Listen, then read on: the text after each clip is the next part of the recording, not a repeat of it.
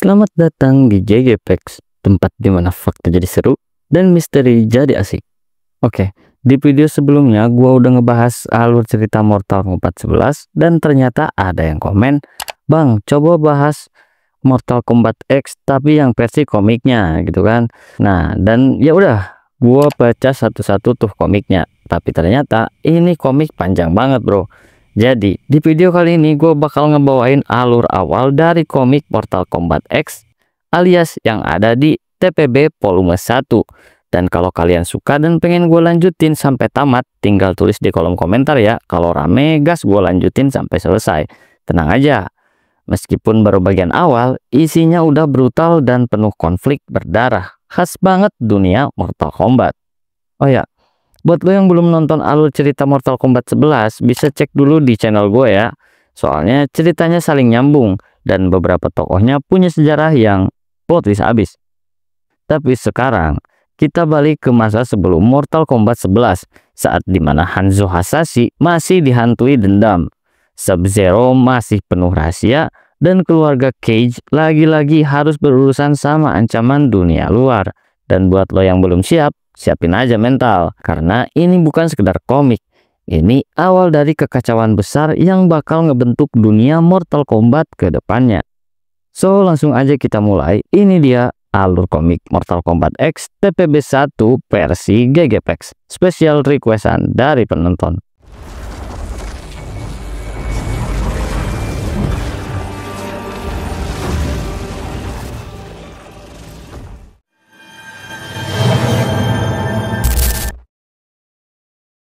Beberapa tahun sebelum kejadian di Mortal Kombat X, kita dibawa ke wilayah pegunungan Himalaya. Cerita ini dibuka dengan ketegangan, angin menggigit, salju turun pelan, dan ada dua sosok terlihat berlari di antara semak-semak. Nah, itulah Kenshi, sang pendekar buta dengan kekuatan telekinesis dan seorang anak laki-laki kecil di punggungnya, yang ternyata dia adalah Takeda, putranya sendiri. Keduanya sedang dikejar oleh sekelompok prajurit elit dari Red Dragon Clan. Anak panah berterbangan ke arah mereka, menembus angin malam. Panah berterbangan dari belakang. Lalu si anak yang dia gendong pun bilang, "Arrow behind us," yang artinya panah di belakang kita. Kenshi sempat menghalau beberapa dengan energi biru dari kekuatan telekinesisnya. Tapi kemampuan itu punya batas, dan setelah berlari semalaman, tenaganya pun mulai habis. Dan benar aja, akhirnya panah kena kakinya Kenshi. Mereka jatuh dan si bocil atau si Takedanya panik. Dari kejauhan muncullah sosok laki-laki berbadan besar dengan tangan bersinar merah. Namanya Kano, anggota organisasi kriminal Black Dragon. Di belakangnya ada pasukan dari kelompok Red Dragon, organisasi yang lebih brutal lagi.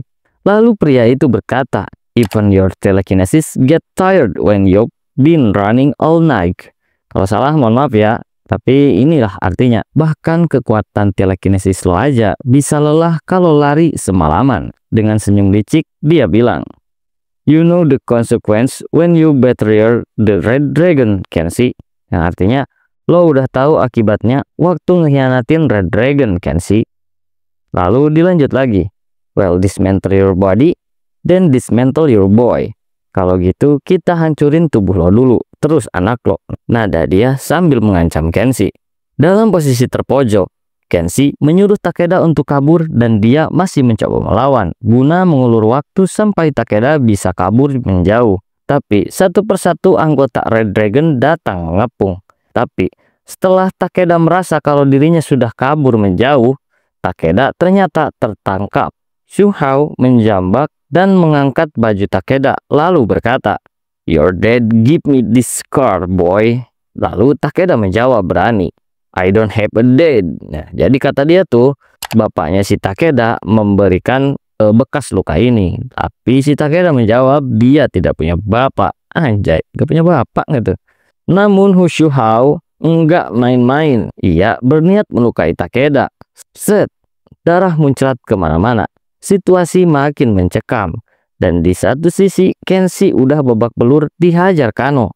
Tapi sebelum semuanya berakhir tragis, tiba-tiba muncul sosok legendaris berwarna kuning dengan mata membara dan suara dingin. "Get over here." Pasti kalian pada tahu siapa dia? Yap, dia adalah Scorpion, sang ninja dari klan Shirai Ryu. Dengan senjata rantainya, ia langsung menghajar Shu Hao tanpa ampun. Satu persatu anggota Red Dragon tumbang. Scorpio menatap tajam dan berkata, "Red Dragon, your trespass on Shirai Ryu territory. Leave." Yang artinya, Red Dragon, kalian sudah melanggar wilayah Shirai Ryu. Pergilah. Salah satu prajurit Red Dragon mencoba menggertak balik dengan bicara, "Even you can't take us all, Scorpion." Bahkan, lo nggak bisa ngelawan kita semua sendirian, Scorpion. Tapi, Scorpion hanya mengepalkan tangannya lalu membalas, "Final warning." Dan dari sinilah awal takdir Takeda berubah selamanya. Tapi sebelum lanjutin ceritanya, mungkin dari kalian ya, termasuk gua juga, awalnya bingung kenapa Scorpio bisa jadi baik. Bukannya dulu dia Kang Bantai. Apa udah tobat kah? Setelah konflik besar di Mortal Kombat sebelumnya, Hanzo Hasashi berhasil memulihkan jiwanya. Ia kembali menjadi manusia, bukan makhluk penuh amarah dari Netherrealm. Dia menghidupkan kembali klan Shirai Ryu, bukan sebagai kelompok pembunuh, tapi pelindung. Dan Kenshi yang menyadari ini akhirnya mempercayakan keselamatan Takeda kepada Hanzo. Ini bukan sekedar perubahan karakter, ini penebusan. Dan kedekatan Hanzo dan Takeda akan jadi kunci konflik tragis yang muncul nanti. Nah, setelah pertempuran yang brutal di hutan, Kenshi dan Takeda berhasil sampai di markas Shirai Ryu, wilayah yang dikuasai Scorpion. Tempat ini dulunya jadi sarang tragedi, tapi sekarang berubah jadi tempat pengasingan dan pelatihan. Kenshi nggak datang buat minta tolong biasa. Dia datang sebagai ayah, meskipun Takeda sendiri belum tahu soal itu. Makanya tadi si Takeda bilang dia tidak punya bapak, ya kan? Nah, lanjut. Dengan wajah serius, Kenshi berkata ke Scorpion, "Help Takeda like you helped me back from the darkness." Yang artinya, bantu Takeda seperti lu dulu ngebantu gua keluar dari kegelapan. Kalimat itu enggak sekedar permintaan, itu penegasan bahwa Takeda bukan bocah biasa. Dia anak dari seorang petarung yang pernah diselamatkan Scorpion sendiri. Dan disitulah rahasia mulai terbuka. Dia mengakui bahwa Takeda itu anaknya dan dia bilang, "He's my son." Yang artinya, dia anakku. Dan disitulah Ken langsung bergeser ke masa lalu saat ibu Takeda, Suchin, harus menghadapi para pembunuh Red Dragon sendirian. Dia tahu waktunya nggak banyak, tapi dia bukan tipe wanita lemah. Dia bicara sambil memegang pisau. "I'm the bitch with a blade."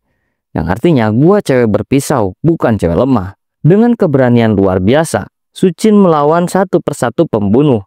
Dia tahu dia nggak bakalan selamat, tapi dia pastikan satu hal, anaknya harus hidup. Dan saat Takeda kabur, dia nggak pernah lihat adegan berdarah yang terjadi setelahnya. Inilah kebohongan yang membuat dia nggak pernah tahu apa yang sebenarnya terjadi di rumahnya.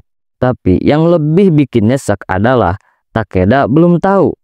Dia pikir Kenshi cuma orang asing yang menyelamatkannya dari pembunuh bayaran. Padahal kenyataannya jauh lebih dalam dan kelam.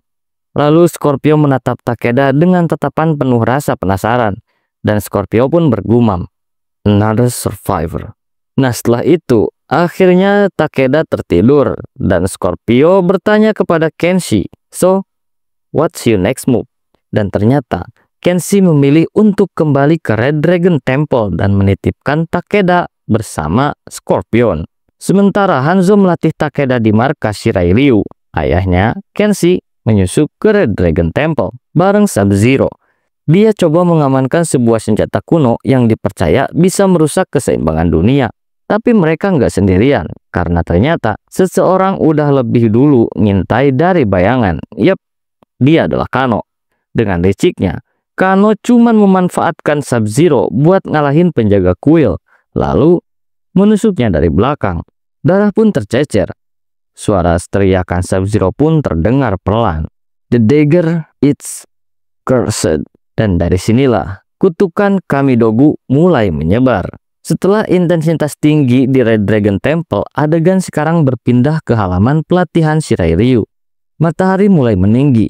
Suara burung dan dedaunan bersautan seolah meresapi ketegangan di udara. Scorpion berdiri di tengah lapangan latihan, duduk tenang, dagunya ditopang tangan, matanya tajam mengawasi. Di satu sisi kita lihat Fox, pria muda yang sudah sakit kepala dan berdarah tapi belum pernah kalah. Di sisi lain, Takeda, anak kecil, wajahnya penuh tekad tapi jelas pernah trauma. Fox menyala keheningan. "Sorry to do this, kid." Yang artinya, maaf gua harus lakukan ini, nak. Dengan satu kata tegas, Scorpion memulai ritual. Round 1. Serasa detik jadi bertumpu pada saat itu. Dengan teriakan penuh semangat, Fox langsung melompat menyerang. Sembari dibarengi dengan perkataan dari Scorpio, "Fight!" Duel dimulai. Fox melayangkan pukulan, tapi Takeda belum bisa apa-apa untuk melawan Fox. Takeda menerima serangan tanpa bisa membalas. Panel demi panel berganti. Fox melancarkan pukulan, dan Takeda dadanya terpukul, darah mulai bercucuran. Takeda terjatuh. Fox menang dalam ronde pertama. Lalu Fox berdiri. Napasnya berat, lalu menenangkan diri dan berkata, "If it makes you feel any better, everyone gets..." Aduh, apa ini bacanya ya? Lalu Fox berkata, "Kalau bikin lo ngerasa lebih baik, semua orang pernah dihajar di hari pertama mereka, termasuk gua." Fox melangkah mendekat, mengulurkan tangan, dan bilang, "I will help you reset your nose after." Takeda menangis sesegukan, darah dan air mata bercampur, tapi matanya tetap menyala, dan dia menjawab, "Afterwards." 1 tahun kemudian, Takeda dan Fox latihan berduel satu persatu kembali. Tapi Takeda tetap kalah. Namun, ada yang aneh pada diri Fox. Dia seperti mulai mendengarkan bisikan-bisikan aneh dari luar. Dia pun kayak mulai merasakan keanehan tersebut. Nah, setelah di situ, lanjut ke panel selanjutnya. Kita diperlihatkan Raiden mendatangi Scorpion. Yap, seperti biasa. Si Zeus tanpa skater ini selalu datang tiba-tiba dan mengagetkan. Ternyata Raiden datang bukan tanpa tujuan, tapi dia mau memperingati tentang bahayanya dari dagger itu. Dan dia pergi lagi. Dagger itu bukan cuma senjata, tapi kutukan. Dan sekali kena, gak ada jalan kembali. Nah, lanjut ke malam harinya, pembantaian dimulai. Dan benar, dia bertingkah aneh. Dia bukan lagi Fox yang dulu. Dia telah dikendalikan dengan kekuatan kutukan dari dagger yang tadi. Dia melukai dahinya lalu membantai semua orang yang ada di tempat itu. Dan terakhir, dia membangunkan Takeda. Lalu pas Takeda membuka mata, dia kaget karena Fox sudah membantai hampir semua orang dan sekarang dia menghunuskan dagger itu ke lehernya Takeda. Fox mengajukan negosiasi dan dia berkata, "Ayo kita cari Grandmaster Scorpion. Dan kalau lu bunuh dia, lu bakal selamat." Dan akhirnya mereka menemukan Scorpion yang sudah tergantung terbalik dengan rantai. Scorpion kaget dan bertanya apa yang dia lakukan kepada Takeda. Lalu Fox bicara kepada Takeda, "Kill him," atau bunuh dia. Tapi Takeda menjawab, "I cannot kill him." Dia nggak bisa bunuh Scorpion. Lalu Takeda menyerang Fox dari belakang dan perkelahian pun terjadi. Tapi Takeda terpental ke tembok. Melihat hal itu, Scorpion mengamuk dan menggunakan wujud aslinya yang penuh api neraka.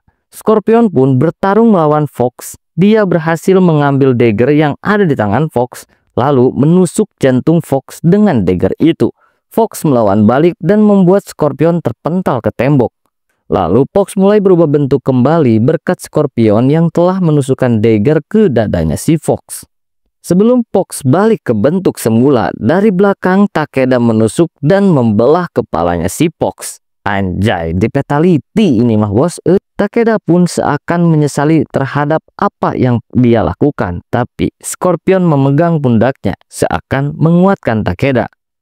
Lalu Takeda dan Scorpion melakukan perjalanan dan berniat untuk memulai semuanya dari awal. Tapi ternyata dunia nggak kasih waktu istirahat buat yang baru sembuh. Sementara itu Earthrealm mempersiapkan generasi baru. Casey Cage, Jackie Briggs, Kung Jin, dan Takeda. Mereka dilatih oleh Johnny Cage, Sonya, dan Raiden. Tapi sebelum sempat dewasa, mereka udah diseret ke dalam konflik besar. Pengaruh darah Chaos mulai masuk ke Earthrealm. Mereka harus siap karena Hapik dan Reiko udah mulai menggerakkan pion-pion mereka. Karena perang bukan lagi soal realm melawan realm, tapi tentang siapa yang bisa bertahan di tengah kekacauan. Ya, dari komik Mortal Kombat kita belajar kadang yang paling menyakitkan bukan tebasan musuh, tapi kehilangan yang datang dari orang terdekat. Kita juga belajar bahwa dendam, kalau nggak disembunyikan, akan terus menyebar kayak racun. Hanzo pengen damai, tapi masa lalu terus mengejar. Dan tanpa sadar, dia sendiri jadi alat chaos yang dulu dia lawan. Komik ini bukan cuma jembatan cerita, tapi cermin buat nunjukin bahwa setiap petarung juga manusia. Punya masa lalu, punya rasa bersalah, dan kadang punya luka yang nggak pernah sembuh. Jangan lupa like, comment, share, dan subscribe. Kalau lu suka misteri dan fakta unik, gua GG pamit dulu karena dibalik hal yang kelihatan biasa, selalu ada fakta luar biasa. Sampai ketemu di fakta selanjutnya, cuman di GG Facts.